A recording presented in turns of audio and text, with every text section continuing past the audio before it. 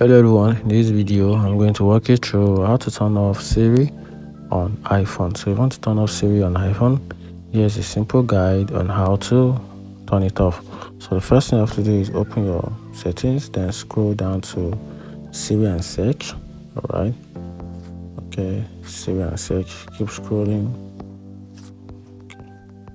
Siri and search, tap on it, Siri and search. Then first thing you're gonna have to do is turn off the listing for Siri. So make sure you turn the Hey Siri listing for Hey Siri, turn it off. Then also press button for Siri, turn it off.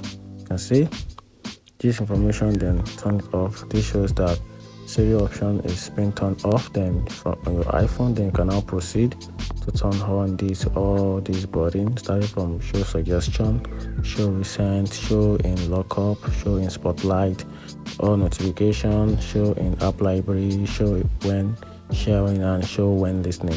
Turn everything off, and that is how you can turn off Siri on iPhone. Find this video helpful, turn on the notification button and follow for more. Thank you.